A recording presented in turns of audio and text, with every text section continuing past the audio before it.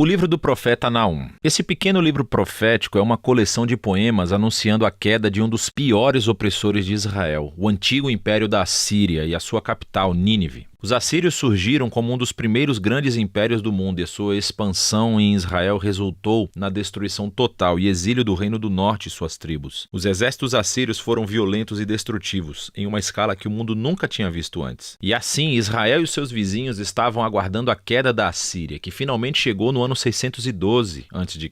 Os babilônios se levantaram e começaram uma rebelião que alcançou Nínive e derrubou o Império Assírio. E assim, o capítulo 2 descreve a queda de Nínive em poesia vívida, e o capítulo 3 explora a queda do império como um todo. Mas esse livro não é apenas um discurso irado contra os inimigos de Israel. O capítulo introdutório nos mostra que há muito mais acontecendo aqui. O livro abre com um poema incompleto do alfabeto que começou descrevendo uma aparência poderosa da glória de Deus. É muito semelhante a como o livro anterior, Miqueias, começou e como o próximo livro, Abacuque, vai concluir. E é Deus, o Criador Todo-Poderoso, vindo para confrontar as nações e trazer sua justiça ao mal deles. E o poema começa citando a famosa linha da autodescrição de Deus, após o incidente do bezerro de ouro no livro de Êxodo, capítulo 34. O Senhor é tardio em irar-se, e Ele é grande em poder.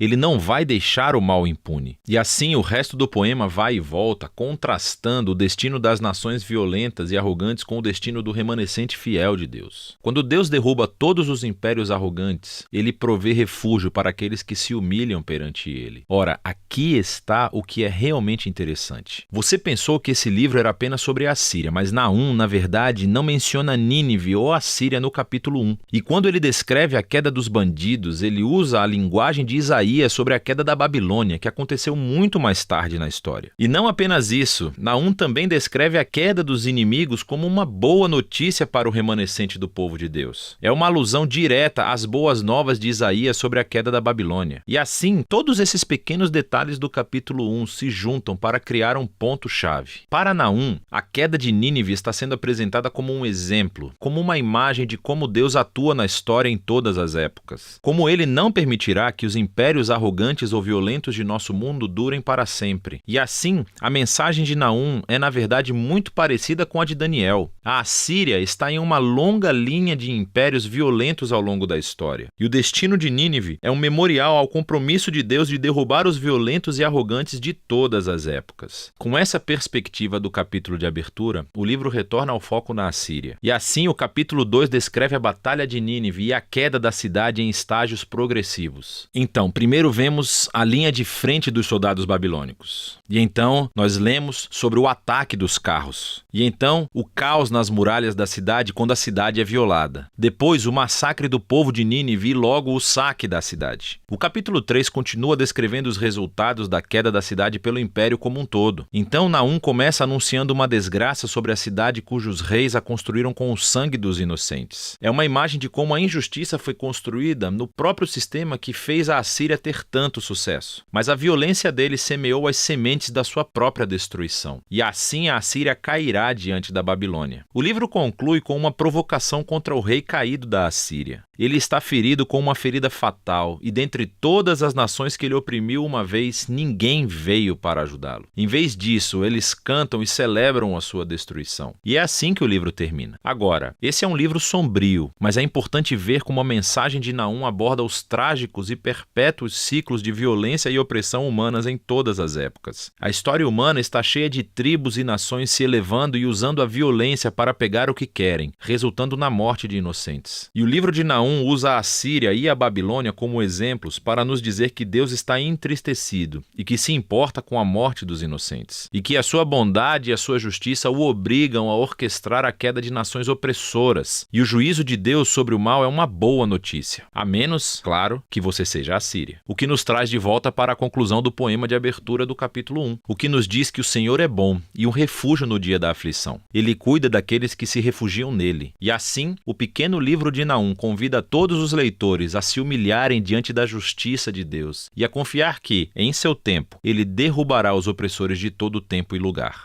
E é disso que trata o livro de Naum.